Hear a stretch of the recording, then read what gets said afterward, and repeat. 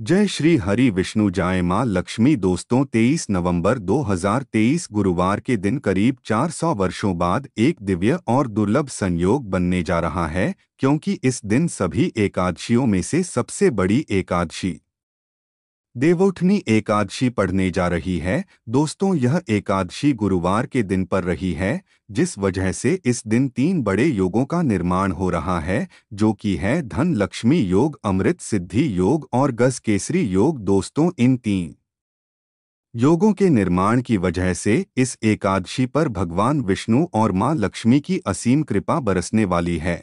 और अगर इस दिन आप चुपचाहे किसी को बिना बताए गाय को यह चीज खिला देते हैं, तो आपकी सभी समस्याओं का हल संपूर्ण रूप से हो जाएगा। दोस्तों, एक साल में करीब 24 एकादशी पड़ती है और 23 नवंबर को पढ़ने वाली एकादशी सभी एकादशियों में सबसे बड़ी मानी जाती है। इसलिए इस दिन गाय से जुड़ा ये अचूक उपाय आपकी हर परेशानी को हल कर देगा, चाहे वह धन को लेकर हो या सेहत या संतान की प्राप्ति को लेकर। इसलिए दोस्तों, वीडियो को आखिर तक जरूर देखें। और दोस्तों, अगर आप भी अपने जीवन में भगवान श्री हरि विष्णु की कृपा पाना चाहते हैं, तो इस वीडियो को लाइक करके कमेंट में जय श्री हरि जय मां लक्ष्मी लिखना ना भूलें। दोस्तों, हर साल कार्तिक मास के शुक्ल पक्ष की एकादशी तिथि को देवउठनी एकादशी मनाई जाती है। देवउठनी एकादशी का दिन श्री हरि विष्णु को समर्पित है। इस दिन जगत के पालनहार श्री हरि विष्णु अपनी 4 महीने की योग निद्रा से जागते हैं।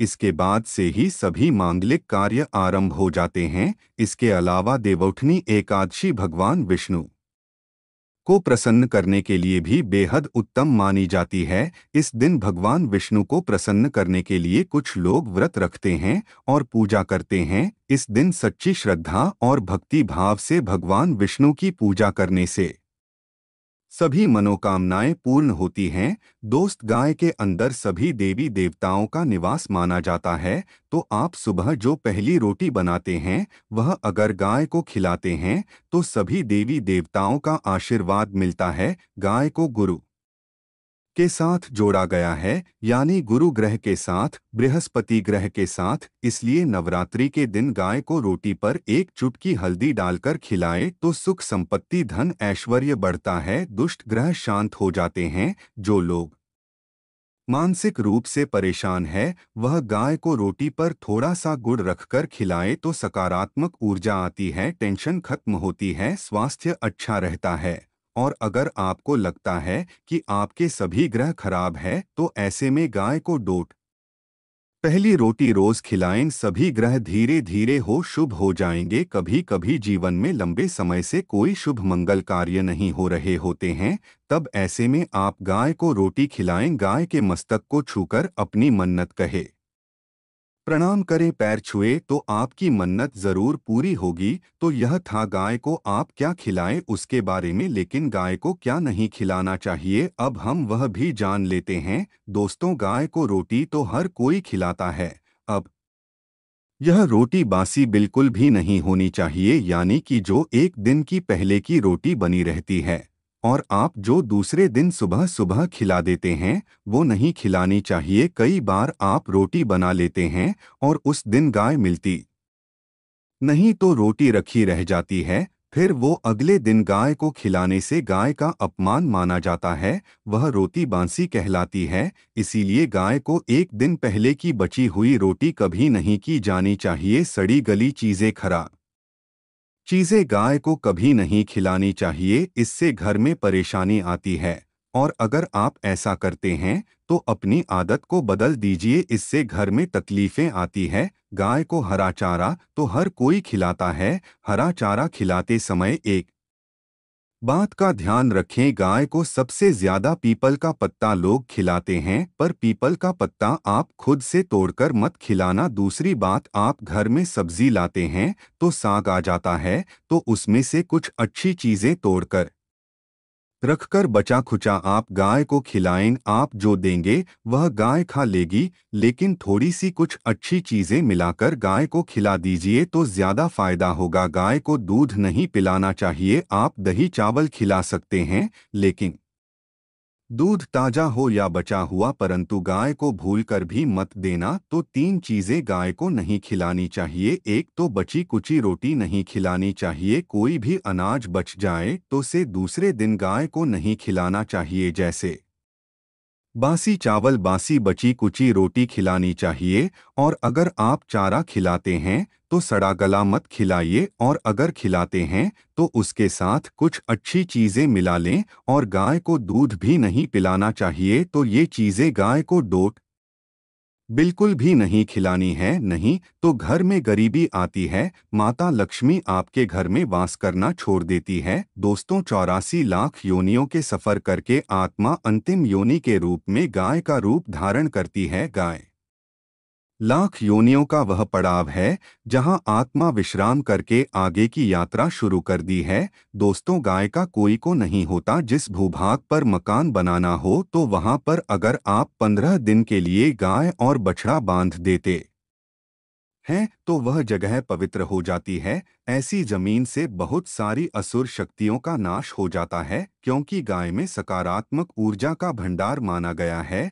दोस्तों, गाय का मार्ग रोकना। अगर आप कहीं भी जा रहे हैं और गाय माता आपका मार्ग रोक दें तो यह बहुत ही शुभ माना जाता है। गाय और बछड़े का दर्शन एक साथ आपको हो जाए तो आपकी सफलता का प्रतीक माना जाता है। अगर आपके घर के आसपास गाय घूमती रहती है तो इसका मतलब है कि आपके घर से काफी सारे संकट अपने आप ही दूर होने वाले हैं और सुख समृद्धि पूर्वक जीवन आपको मिलता है। गाय के समीप अगर आप चाहते हैं तो कई संक्रामक रोग, कफ, सर्दी, खांसी, जुकाम आदि आश्चर्यजनक रूप से अपने आप ही बिना दवाइयों के ही नाश हो जाती है। अगर आपको गाय अचानक से पूंछ मार देती है तो यह बहुत ही शुभ संकेत माना जाता है, और काली चितकबरी गाय का ऐसा करना और भी ज्यादा शुभ माना गया है। पंचगव्य जो होते हैं वह कई रोगों में लाभदायक है। पंचगव्य क्या होते हैं? गाय के दूध, दही, घी, मूत्र और गोबर, इन सभी को शरीर की रोग निरोधक क्षमता को बढ़ाकर रोगों को दूर करने वाला माना गया है। ऐसा कोई रोग नहीं है जिसका इलाज पंचगव्य से नहीं किया जा सकता। दोस्तों, आज के समय में लोग गाय माता की पूजा करने के बजाय, उनका सही उपयोग करने के बजाय उनको काटकर मारकर खाना ज्यादा पसंद करते हैं। शायद यह सुनकर आपको बुरा तो जरूर लगेगा, पर यह सच है। और गाय को रोटी देने से न केवल सुख समृद्धि की प्राप्ति होती है बल्कि बरकत होने लगती है। अगर आप गाय को पाल सके तो अच्छी बात है, लेकिन आज के मॉडर्न युग में जहां लोगों को शायद खुद के घर में रहने की जगह नहीं है, ऐसे में गाय को रखना थोड़ा कठिन और महंगा हो सकता है। ऐसे में आप गाय को रोटी तो दे ही सकते हैं। कम से कम रोटी देकर आप सुख समृद्धि को प्राप्त कर सकते हैं। आपके घर में बरकत होने लगती है। हमारे बुजुर्ग हमेशा कहते आए हैं कि गाय को रोटी खिलाना चाहिए, लेकिन समय के चलते गाय की सेवा हर कोई नहीं कर पाता। कम से कम रोटी तो आप खिला ही सकते हैं। अगर रोटी भी नहीं खिला सकते तो जैसे काफी सारे जो हमारे भाई बहन विदेशों में रहते हैं तो उनको गाय नहीं मिलती है, वह पूछते हैं कि हम कैसे गौ सेवा करें। आप ऐसा कर सकते हैं, आप गाय के नाम के पैसे निकालते जाएं और फिर आप चाहे तो कभी इंडिया आए तो आप गौशाला में दान दे दें, या फिर आप चाहे तो वहीं पर किसी गरीब को गाय के नाम की रोटियां खिलाएं, या फिर किसी भी अनाथ आश्रम में चले जाएंगे, किसी वृद्ध आश्रम में चले जाएं, किसी भी दूसरे सफेद पशु को आप भोजन कराएं। यह भी आपके लिए बहुत ही अच्छा होने वाला है। कम से कम रोटी जरूर खिलाएं। दोस्तों, हमारे देश में कई जगह देखा गया है और कई लोगों का प्रश्न आता है कि हम झूठी रोटी गाय को देते हैं, क्या यह सही है या गलत है? हम झूठा खाना, बचा हुआ खाना गाय को खिलाते हैं, यानी कि जो बच जाता है वह गाय के हवाले कर दिया जाता है।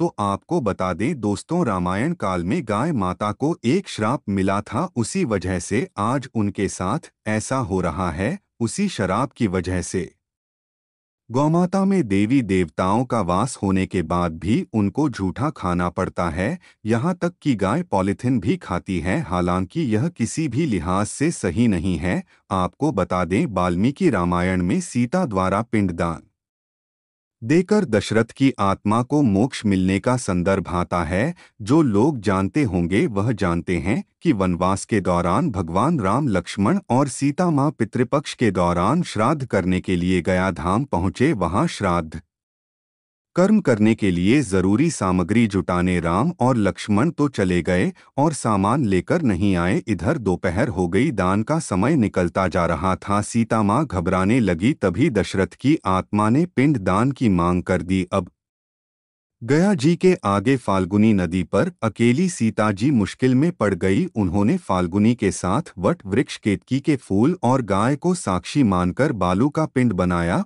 और स्वर्गीय राजा दशरथ अपने ससुर के नियमित पिंड दान कर दिया। थोड़ी देर में जब भगवान राम और लक्ष्मण लौटे तो उन्होंने कहा कि समय निकल जाने के कारण मैंने पिंड दान कर दिया, बिना सामग्री के पिंडदान कैसे हो सकता है। इसीलिए राम जी ने सीता माँ से इसका प्रमाण मांगा। तब सीता माँ ने कहा कि जो फाल्गुन नदी के रेत है, केतकी के फूल है, गाय और वट वृक्ष है, जो मेरे द्वारा किए गए श्राद्ध कर्म की गवाही दे सकते हैं। ने में फाल्गुन नदी, गाय और केतकी के फूल तीनों इस बात को मुकर गए और उन्होंने कहा सीता माँ झूठ बोल रही है, सिर्फ वट वृक्ष ने सही बात कही। तब सीता जी ने दशरथ का ध्यान करते हुए उनसे ही गवाही देने की प्रार्थना करें। दशरथ जी ने सीता माँ की प्रार्थना को डोट स्वीकार करके घोषणा की थी, एंड वक्त पर सीता ने मुझे पिंड दान कर दिया। इस पर राम आश्वस्त हुए, लेकिन तीनों गवाहों द्वारा झूठ बोलने पर सीता जी उनसे क्रोधित हो गई और उन्हें श्राप दिया और फाल्गुन नदी से कहा कि जा, तेरा नाम सिर्फ नदी रहेगा, लेकिन तुझमें पानी कभी नहीं रहेगा। इस कारण आप भी जानते होंगे, जो लोग जानते हैं, फल्गु नदी आज भी गया में सूखी ही रहती है। गाय को श्राप दिया कि तू पूज्य होकर भी लोगों का झूठा खाएगी, और केतकी के फूल को श्राप दिया कि तुझे पूजा में कभी नहीं चढ़ाया जाएगा। वट वृक्ष को सीता माँ ने आशीर्वाद दिया कि उसे लंबी आयु की प्राप्ति होगी और दूसरों को छाया प्रदान करेगा, तथा पतिव्रता स्त्री तेरा स्मरण करके अपने पति की दीर्घायु की कामना करेंगी। यही कारण है गाय को आज भी झूठा खाना पड़ता है। केतकी के फूल को पूजा से दूर रखा जाता है। फाल्गुन नदी के तट पर जल नहीं है, सीता कुंड में पानी के अभाव में सिर्फ बालू रेत में पिंडदान किया जाता है। दोस्तों, शास्त्रों के मुताबिक गाय माता में सारे देवी देवता निवास करते हैं। 33 कोटि देवी देवता और पितृ का निवास होता है। अगर आप किसी भी मंदिर में नहीं जा सकती, पूजा पाठ नहीं करते, कहीं जाकर के ग्रह दोषों का उपाय नहीं कर सकते, तो आपको गाय को एक रोटी जरूर खिलानी चाहिए। हमेशा कहते हैं कि पहली रोटी गाय को अगर आप भी खिलाते हैं तो आप दुनिया के सारे सुखों को डोट प्राप्त कर सकते हैं। आपने अक्सर सुना होगा कि रसोई में पहली रोटी जो भी बने गाय को दे देनी चाहिए। हर रोज गाय को एक रोटी देने से आपके जीवन के सभी दुख दर्द दूर हो जाते हैं। खाना बनाते वक्त हमेशा पहली एक रोटी गाय की निकाल दें, इसके बाद ही परिवार के सभी सदस्यों के लिए आपको रोटियां सेकने चाहिए। कोशिश करनी चाहिए कि गाय की उस रोटी में थोड़ा सा हल्दी मिला दें, इससे गाय को रोटी खिलाने का अपार फल प्राप्त होता है। अगर गुरुवार का दिन हो तो एक लोई ले सने हुए आटे की लोई बना लें और उसमें हल्दी मिलाकर गाय को खिला दें। आपके जीवन में शुभता आती, वैभव आता है, धन संपत्ति तथा शक्ति का वास होता है। आप जो भी हासिल करना चाहते हैं जिंदगी में, तो आप देखेंगे कि आपको मिनट में हासिल हो जाता है। तो दोस्तों, ये थे गाय से जुड़े कुछ उपाय जो आपको इस एकादशी पर जरूर करने चाहिए। वहीं दोस्तों, इस दिन आपको अपनी राशि के अनुसार ये उपाय जरूर करने चाहिए, जिससे आपकी सभी समस्याओं का हल तुरंत हो सके। मेष राशि, देवउठनी एकादशी पर अगर आप अपने जीवन में सौभाग्य को बनाए रखना चाहते हैं तुलसी के पौधे पर लाल चुनरी चढ़ाएं और श्री विष्णु को एकाक्षी नारियल अर्पित करें। वृषभ राशि, देवउठनी एकादशी पर अगर आप हर क्षेत्र में कामयाब होना चाहते हैं, जीवन की बुलंदियों को छूना चाहते हैं, तो आज के दिन भगवान विष्णु की मूर्ति और तुलसी के पौधे की पूजा करके इत्र अर्पित करें व उन्हें मंदिर में दान कर दें। मिथुन राशि, देवउठनी एकादशी पर अगर आप अब जिंदगी को हमेशा खुशहाल देखना चाहते हैं, तो आपको आटा भूनकर उसमें शक्कर मिलाकर पंजीरी का प्रसाद बनाना चाहिए और उसमें केले के टुकड़े और साबुत तुलसी की पत्तियां भी डालनी चाहिए। अब भगवान विष्णु की विधिपूर्वक पूजा करें और उन्हें इस प्रसाद का भोग लगाएं। इसके बाद बाकी बचे प्रसाद को परिवार के सब सदस्यों में बांट दें। कर्क राशि, देवउठनी एकादशी पर अगर आप अपनी नौकरी में अच्छी आमदनी पाना चाहते हैं, तो श्री विष्णु को हल्दी का टीका लगाएं और तुलसी दल से उनकी पूजा करें। पूजा के बाद हाथ जोड़कर भगवान से प्रार्थना करें। सिंह राशि, देवउठनी एकादशी पर अगर आप शादीशुदा हैं और आपकी शादी में कुछ परेशानी चल रही है, तो आप दोनों को मिलकर दक्षिणावर्ती शंख में जल भरकर श्री विष्णु को डोट अर्पित करना चाहिए। साथ ही मंदिर के प्रांगण में या किसी बाग बगीचे में तुलसी का पौधा रोपित करना चाहिए। कन्या राशि, देवउठनी एकादशी पर अगर आप अपनी जिंदगी में भरपूर ऊर्जा बनाए रखना चाहते हैं, तो आपको तुलसी के पौधे की जड़ के पास एक पीले रंग का कपड़ा रखना चाहिए और तुलसी जी को मिश्री का भोग लगाना चाहिए। भोग लगाने के बाद बचे हुए प्रसाद को परिवार के सभी सदस्यों में बांट दें और वहां रखे पीले रंग के कपड़े को डोट अगले दिन ब्राह्मण को दान कर दें। तुला राशि, देवउठनी एकादशी पर अगर आपकी बेटी के विवाह में किसी प्रकार की अड़चन आ रही है, तो उन अड़चनों से छुटकारा पाने के लिए आपको 5 तुलसी दल लेकर उस पर हल्दी का टीका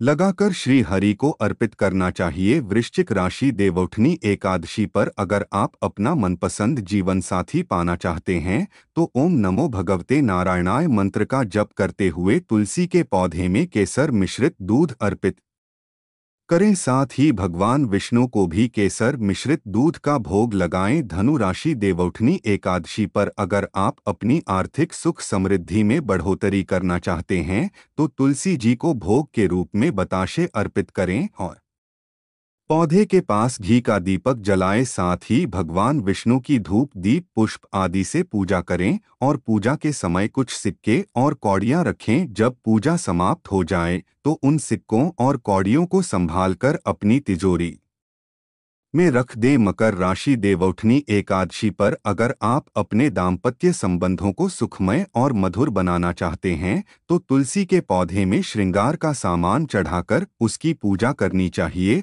और पूजा के बाद सारा सामान किसी सुहागिन महिला को भेद कर देना चाहिए। कुंभ राशि, देवउठनी एकादशी पर आपके जीवन में किसी प्रकार का संकट न आए, आपका जीवन बिना किसी रुकावट के चलता रहे, इसके लिए शाम के समय तुलसी के पौधे के नीचे घी का दीपक जलाएं। संभव हो तो गाय के घी का दीपक जलाएं और तुलसी के पौधे को प्रणाम करते हुए अपने अच्छे जीवन के लिए प्रार्थना करें। मीन राशि, देवउठनी एकादशी पर अगर आप अपनी संतान के दाम्पत्य जीवन को बेहतर बनाना चाहते हैं, तो आपको भगवान विष्णु और तुलसी के पौधे की विधि पूर्वक पूजा करनी चाहिए और भगवान को इलायची का जोड़ा अर्पित करना चाहिए। पूजा के बाद उस इलायची की जोड़ी को अपनी संतान को खाने के लिए दे दें। तो दोस्तों, आपको हमारी वीडियो कैसी लगी हमें कमेंट में ज़रूर बताइएगा। साथ ही वीडियो को लाइक करके चैनल को ज़रूर सब्सक्राइब कर ले। जय श्री हरि विष्णु। जय।